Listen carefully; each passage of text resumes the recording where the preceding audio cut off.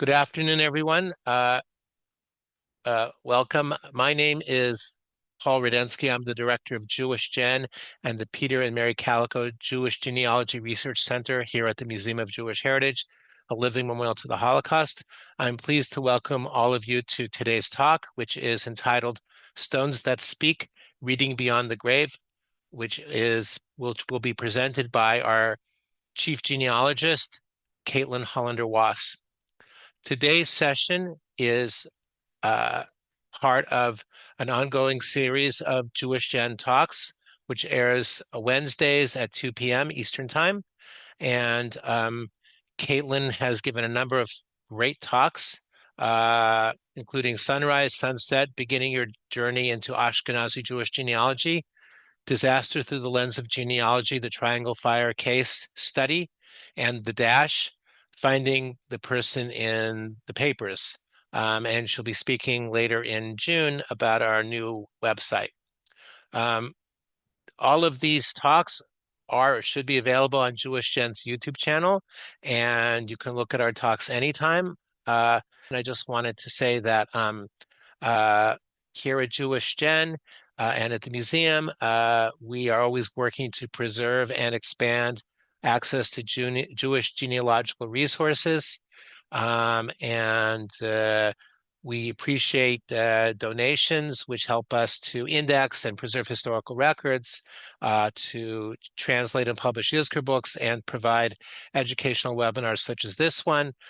So there'll be a link in the chat for donations, and we appreciate your support.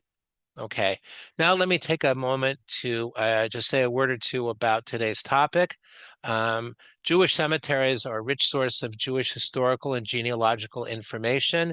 The headstones reflect the time and culture of the people who erected them, and the symbolism on the headstones give us into a window into how the deceased was viewed by his or her family and friends.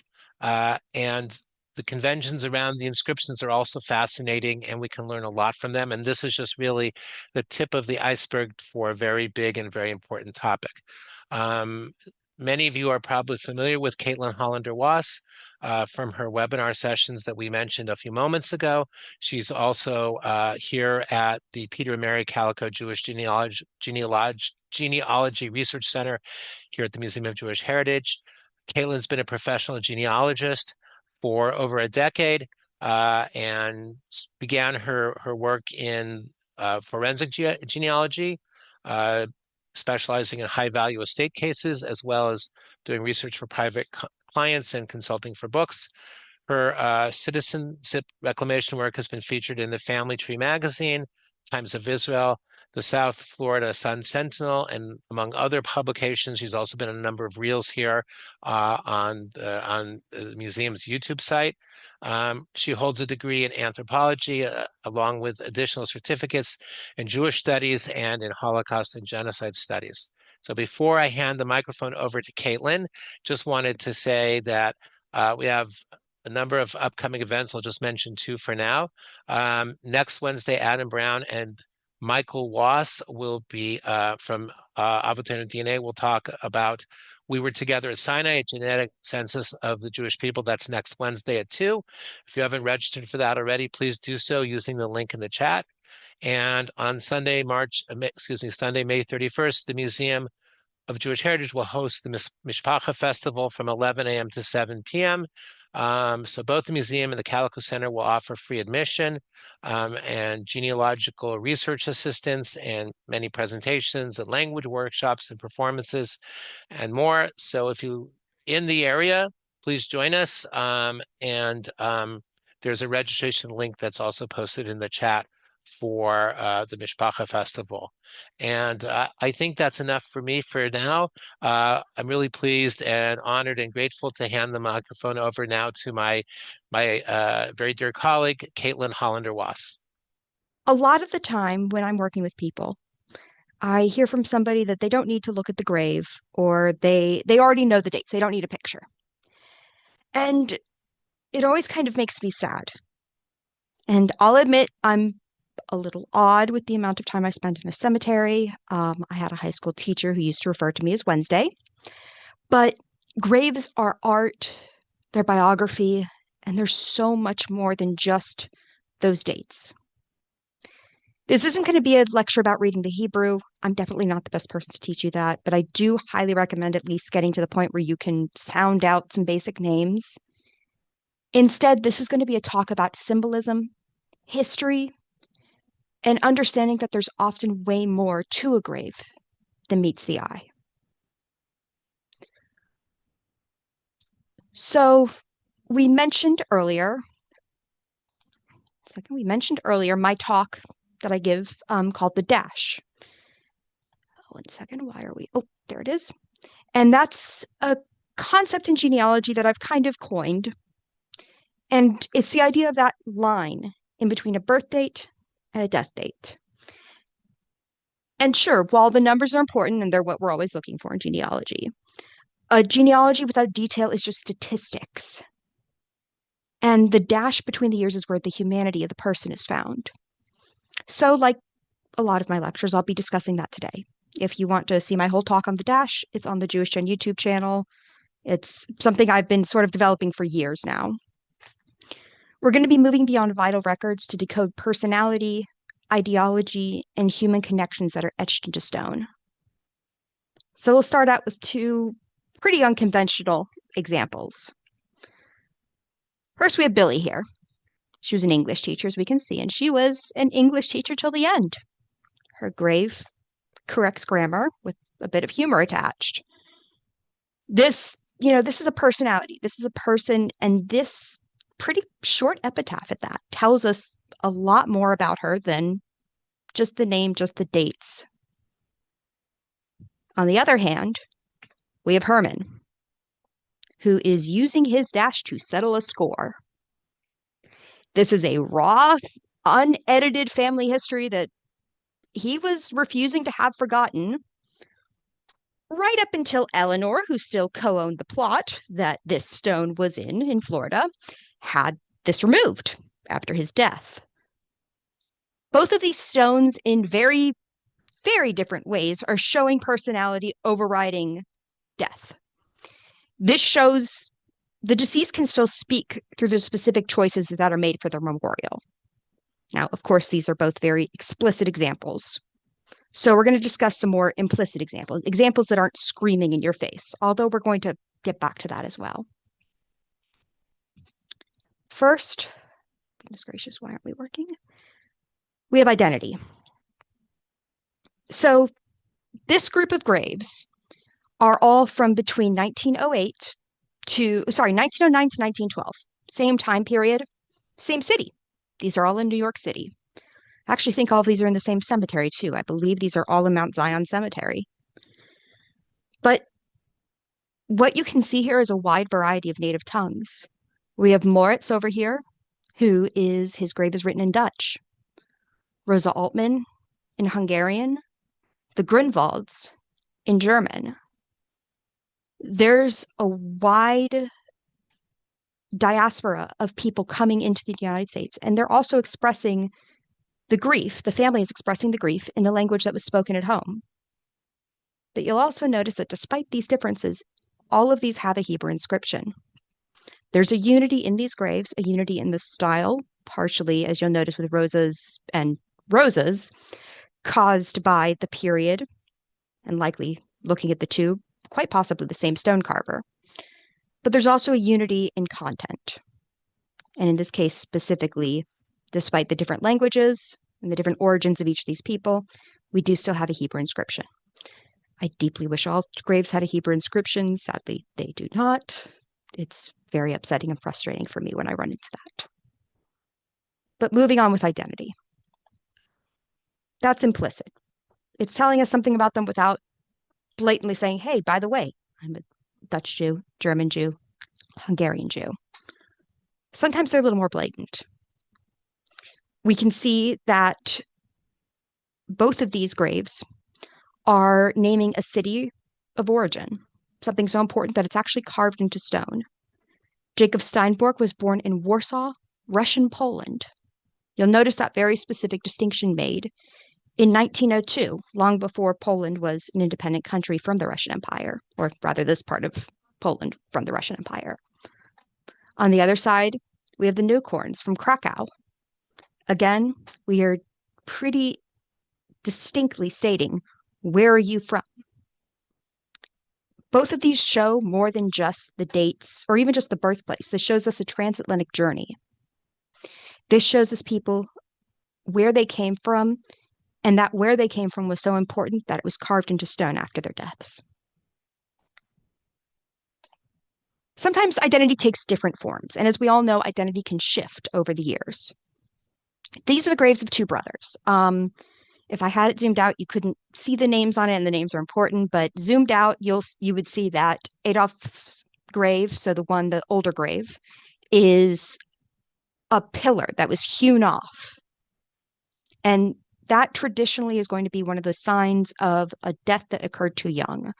Other signs, which I'll point out later, are going to be a young tree that was cut off before its time. Those are going to be the two most common ones you'll see in Jewish cemeteries. So one brother, Adolf, died young. His brother Meyer lived a very long life. But we also have the physical proof of assimilation within a single plot.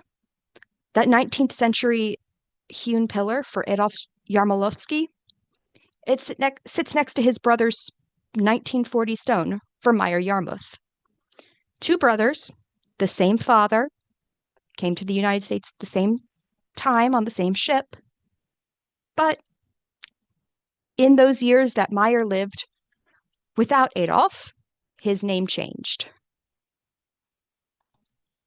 Similarly, we have Daniel Rosenblatt, aka Danny Ridge. This stone outright states the tension here between this formal name that's a very explicitly Jewish name and a stage name. We have both being given, being recorded by his family of origin in this case, because as you'll note, it says our beloved brother. I always tell people, take note of who is specifically saying that they're mourning the person, because that alone is going to tell you a lot more about the person. In this case, it tells us that he's not married and his parents probably predeceased him because it's his siblings who are burying him. Now, one more on identity, and this one's going to be one that I think most of you are going to be familiar with, but possibly not. And it's going to have a little bit of a twist. So on the right, you have Aaron Menashe Siegel. He's actually a relative of mine. Several of these graves are from my own family trees. It's a Levite, and you have the traditional Levite picture. It's classic religious symbolism. Now on the left, we have Leonard Darwin Cohen in this case, who we have the traditional Cohen hands representing the priestly blessing. Again, very, very, very standard. Except there's an incredible implicit nod to some tension. He's born in 1918. And so this family, which is quite clearly to some degree religious enough to have a Hebrew inscription, religious enough to have this specific indication of Cohen status, also named their son Darwin. What does that tell you about the family? That's one of those statements that's going to open up new doors in inquiry. If you stop and you look and you say, wait, why is this way? And really, that is what this is this is a discussion of looking at a grave and saying, why is this way? Why did somebody make this explicit choice that cost money? Graves are expensive, to memorialize somebody who is lost. There are also instances where intense grief overrides some very traditional Jewish prohibitions, specifically in these two cases against graven images. Both of these are graves of children who died in New York City. Both of them died in the 19th century, and both of them are represented by statuary.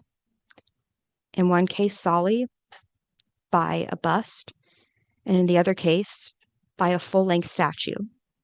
Both of these were sadly worn down by pollution over the last century, but you can still see what these were. And while this does break that taboo against graven imagery, it provides a very, very impactful memorial And it also, again, makes you realize how much these losses impacted these families. I'll be talking about this a little bit more later on. But whenever somebody says, oh, well, children died all the time back then, it didn't impact people the way it does now. It absolutely did. And you can see that proof all over these cemeteries. Sometimes the way that a taboo is handled tells you about the family, not only about who they are, but also the impression that they want to leave to the world. So on one side, we have the Tischler Morgenstern Mausoleum. In a very Yekka German Jewish style, it is a large, imposing mausoleum with monograms and doors. Not quite kosher, mind you, because they're not buried in the ground, but it is very much done in a specifically German Jewish way. Now, let's contrast that with the Moskowitz Memorial. They're very clearly aware of this specific tradition. This tradition that in a lot of American Jewish identities shows a degree of wealth, of assimilation, of grandeur. We'll call it an almost mausoleum or a canopy. They're showing the same sort of high social status. They have the columns, the monogram, but they are still buried in the ground. So we have a little contrast here between the way that families are expressing their identity, both religious, secular, social status, economic status.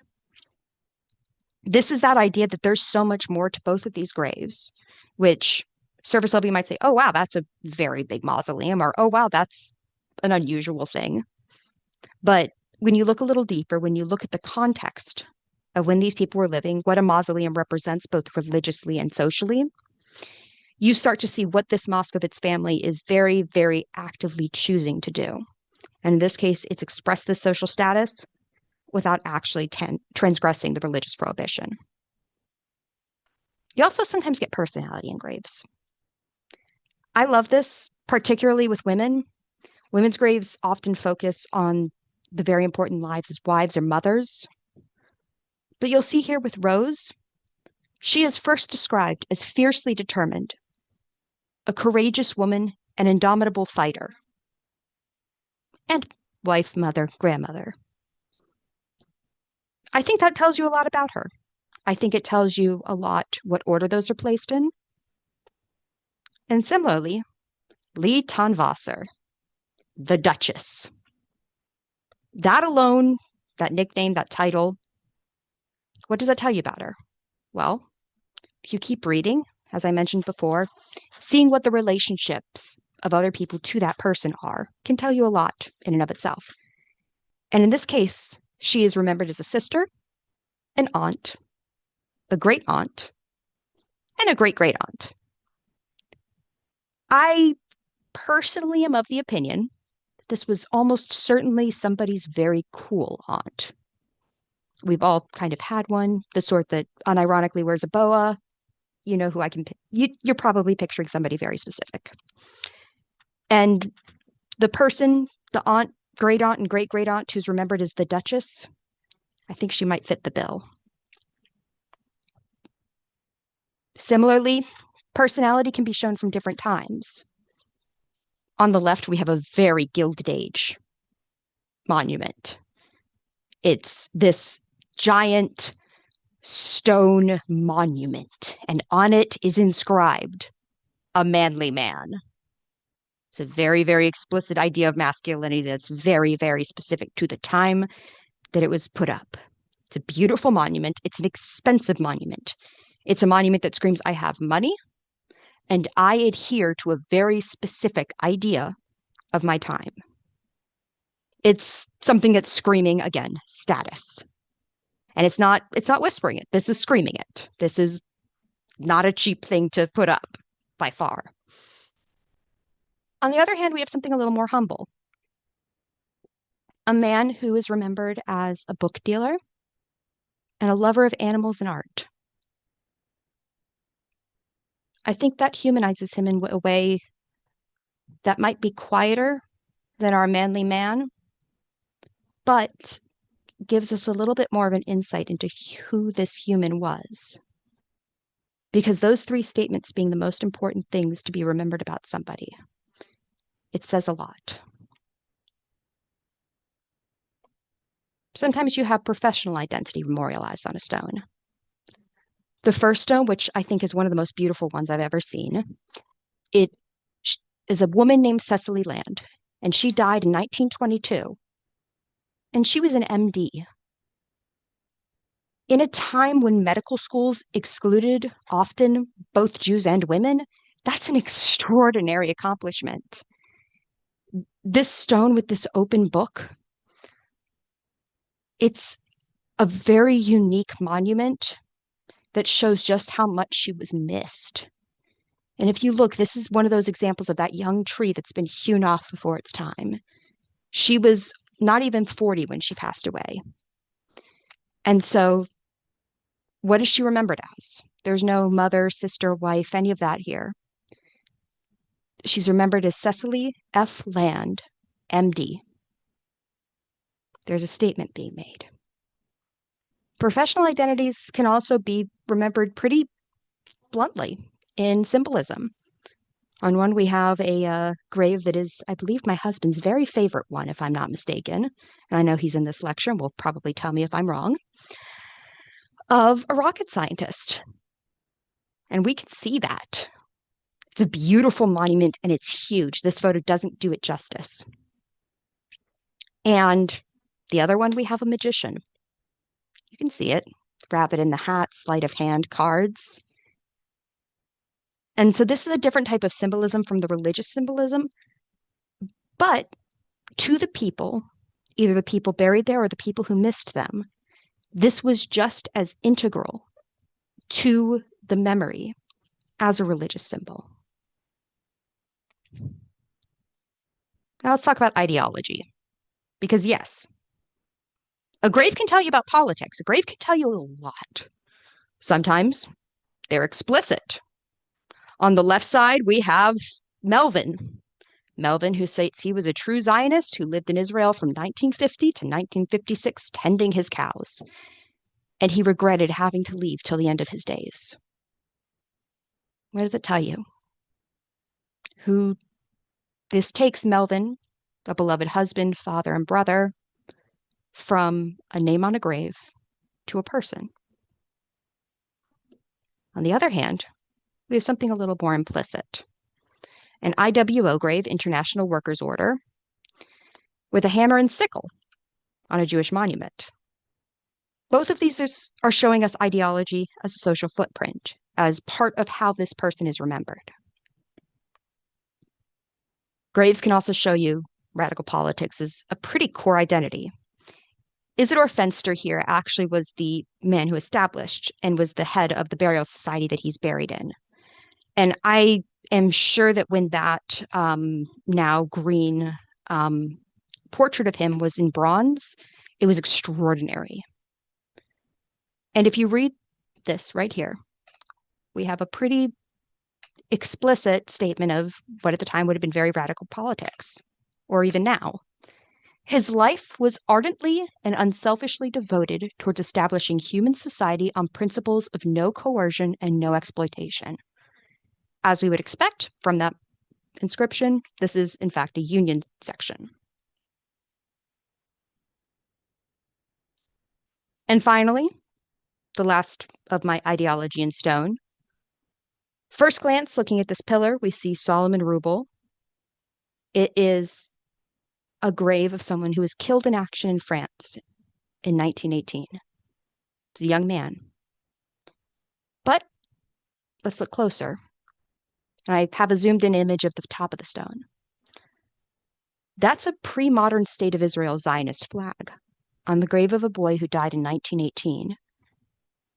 And it shows how important it was to him or to his family that it's etched alongside the flag of the country that he died fighting for. Now, I've been dancing around a specific topic here, and that's grief. As one would expect, there's a lot of grief in cemeteries. I mentioned earlier the loss of children. What you have here are two graves 50 years apart, different centuries, the same pain. Continents apart. The grave on the left, the Simber grave, is in New York, and it is mourning 3 children lost in a single week. We know child mortality was high. As I said, we tell ourselves, oh, people didn't grieve the same way, but you can see it in these stones. On the right-hand side is actually a grave again from a branch of my own family, the Goldflaums. And they lost 2 daughters within weeks of each other. And this beautiful monument is put up in 1854. Why?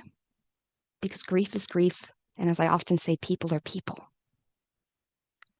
Grief also, as we, especially as Jews, know, can be communal. This monument is honestly one of the most stunning ones I've ever seen. The first time I saw it, I stopped in my tracks. I was dumbstruck, and I am not often silent, as anybody who knows me would know. This was paid for by the union. This family, the death certificates have tears from the father who is signing them. This grave is marking a tragedy, and it's marking a very, very tangible loss by the way that it is taking up space. This is more than a grave, it's a monument. It's a remembrance, and it is paid for not by the family, but by their community. Grief, remembrance, all of these things are universal experience. These are human experiences no matter what time, what place we're in. Graves can imply things.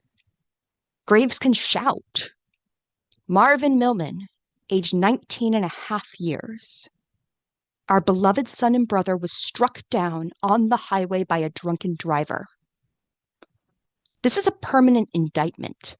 The drunken driver never faced prison. He was fined because he couldn't be proven to have been drunk. But the family remembered. And so this grave is shouting for justice 90 years later. Grief can cross continents. It can cross times. This is the loss of an only son in World War I, of their only child, Bernard, who was killed in France in 1918, aged 19 years. This grave is in England. He's buried in France, and he is remembered on his parents' grave as their only child. A continent and a world away.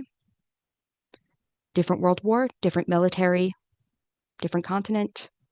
The same grief, expressed in the same way on the same stone. 2 families who would not have known each other or known of each other, expressing grief in the same way. Our only son, Sidney, who was killed in action in 1944. I mentioned earlier that graves can be loud, and I like a loud grave. I do. I'm going to show you what I consider the genealogist gold standard for a grave. It's a grave that I was very excited to see, actually, even though it had nothing to do with why I was at the cemetery at the time. So this is a husband and a wife, Freddie and Elizabeth. Hers reconstructs her murdered family. His provides his family tree. Even though he was born in Philadelphia, which he tells us, he gives us his parents' names, his parents' dates of death. Her parents' names are given, their dates of death, birthplaces. And at the end, there's a surprisingly human statement. In his life, he tried his best with help.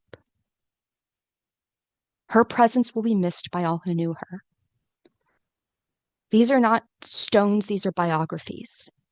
These are statements. And you will often see in Holocaust sections, or even on stones that at first sight wouldn't have had much to do with the Holocaust, you'll see this sort of remembrance. The next image is actually of the back of a grave that I was photographing, not the front. Bearing witness is something you're going to see particularly often. And in a lot of ways, it is a stone that remembers who is not there, as well as who is there. As I said before, this is the backside of a stone. Always make sure to look at the whole stone, both sides of it. You'll be amazed to see what you can see. And if I was researching this family and just said, oh, well, I know what day they died. I don't need to see the grave. I would have missed this.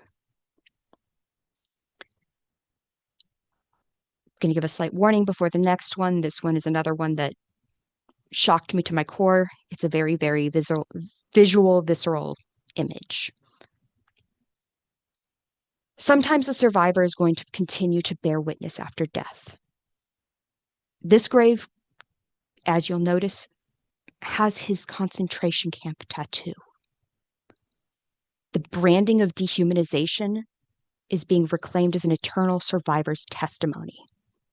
Even after death, this is not forgotten. This is a very, very loud statement. This is the statement of somebody who had engraved in stone what was done to him and what was done to his family. There's humanity in a grave. We have Izzy Swell here, twin brother of Dr. Lila Swell, which tells us that this grave wasn't put up in 1936 when he died at birth, because regardless of what some of our mothers may wish, we are not born doctors. In adulthood, Lila had it put up for him.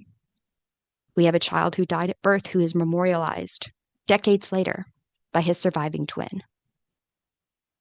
And we have the Zimmerman hands that are reaching across the divide.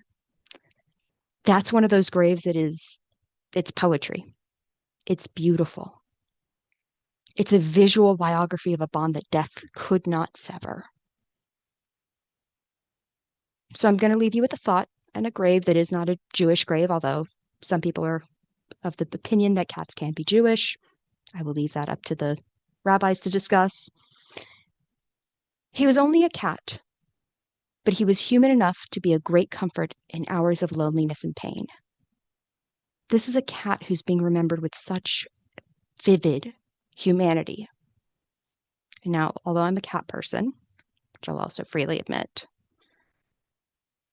if a cat can be remembered with this much humanity, imagine the stories our ancestors are waiting to tell us once we stop looking at only the statistics, only the numbers, only the names, and at what's actually written on the stones. Because often the context and the implicit or explicit statements can tell you so much more about the person buried there than simply the stone. Thank you.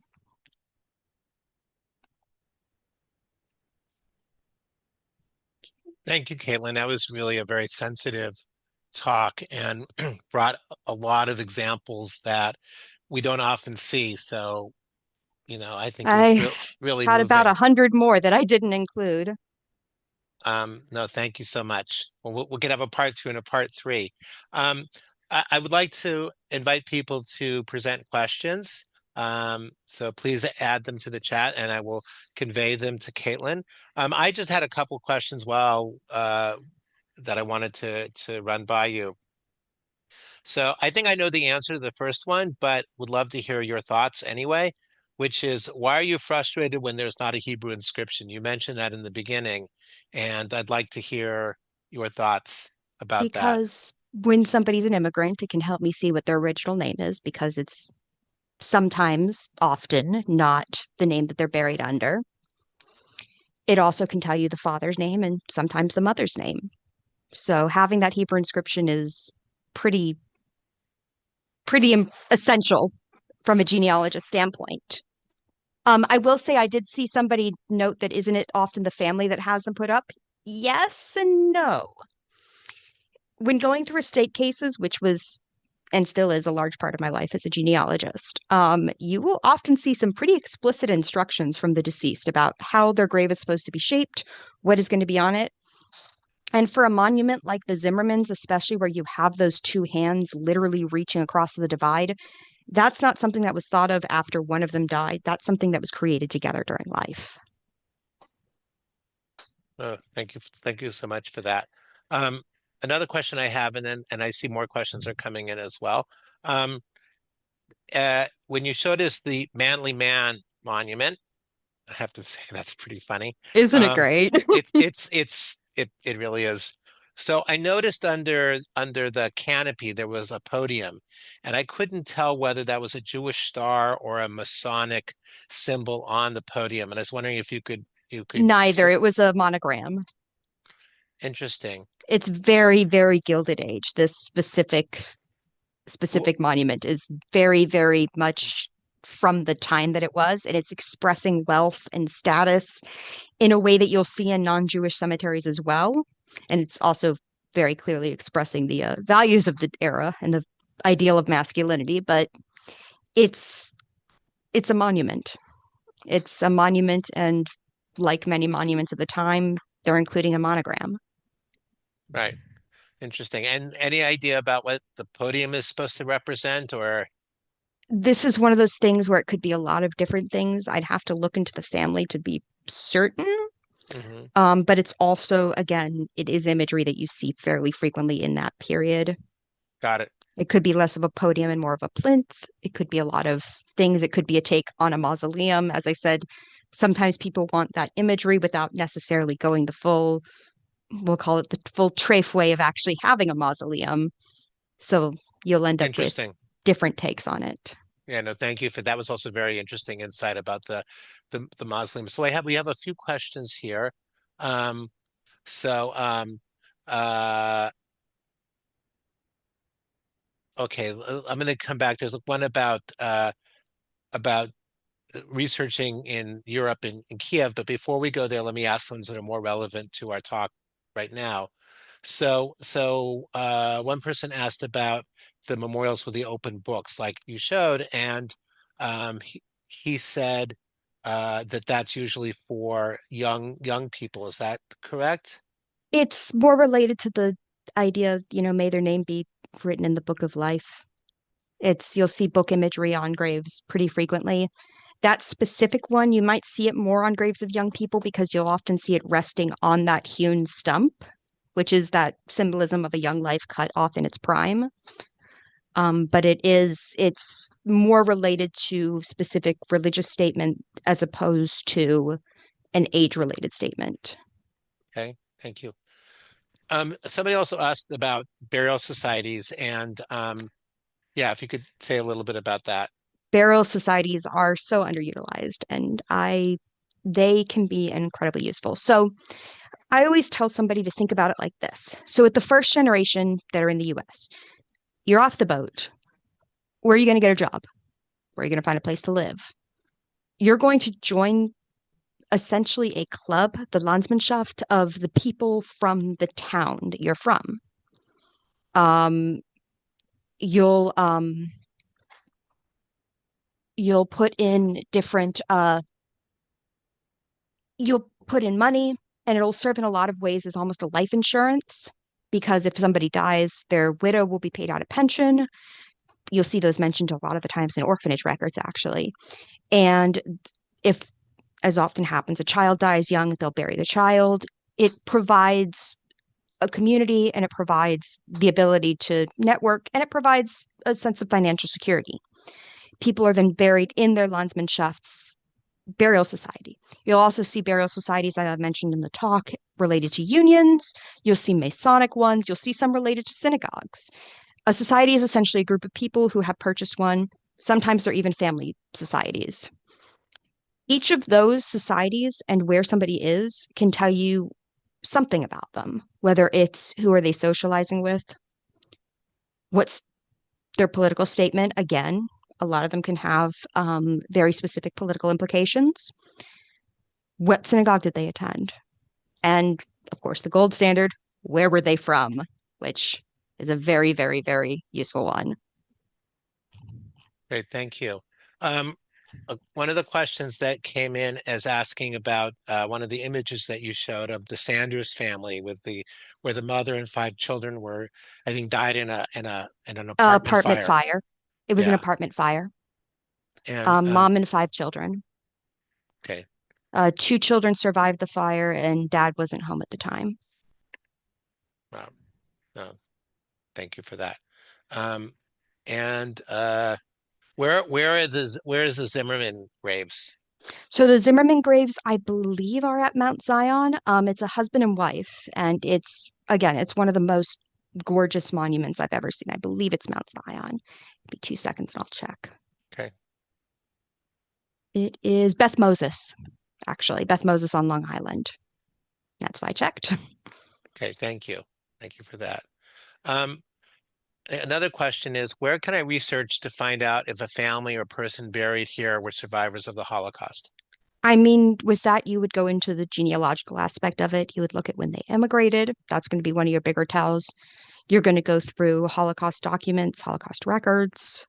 So Arlson, Yad Vashem, JewishGen's Holocaust databases are going to have quite a lot, but it would be looking at when they immigrated, how they immigrated, and the details there. Yeah, thank you for that. So I'll go back to a question I just mentioned a few minutes ago, which was somebody asked about doing research to for the Jewish cemetery in Kiev or a Jewish cemetery in Kiev. I'm sure there's more than one. And let me roll that up also to a question about access to sites in Belarus. So those are going to be two very different situations only because Belarus right now access is a little bit less great. For Kiev, I know that we have 15 cemeteries in the region indexed on JewishGen. I don't believe we have the one in the city itself. But I would check Jauber. I would check regional organizations.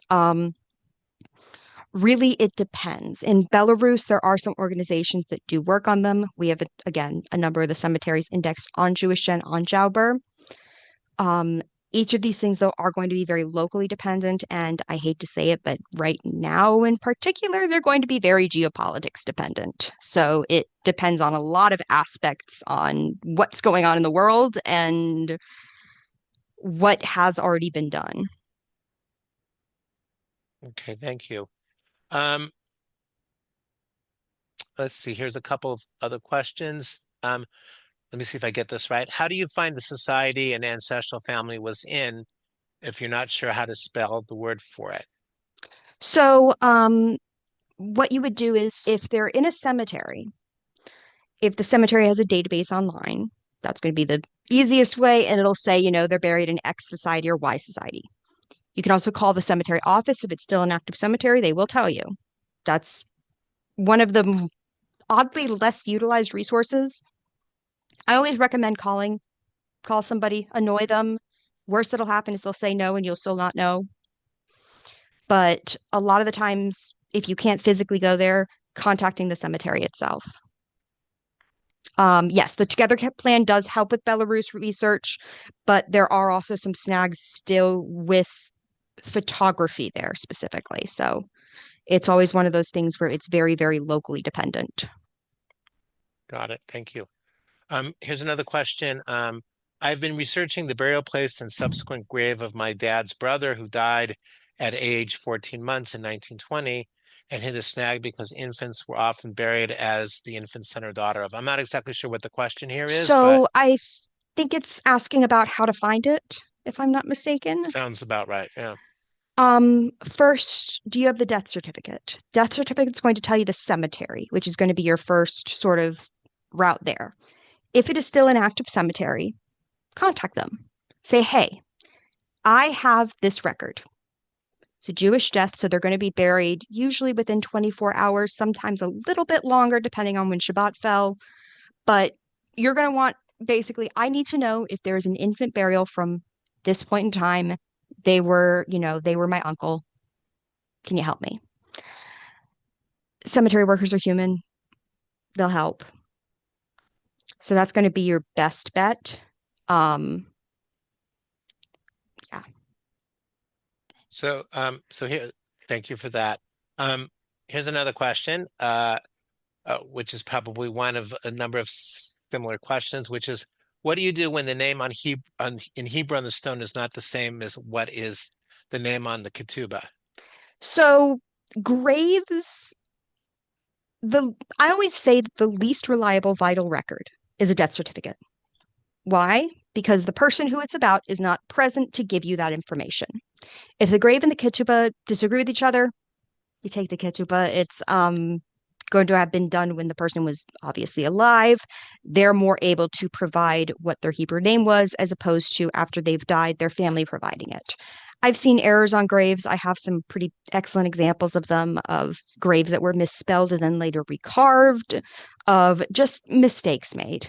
And it happens, especially when you're looking at death.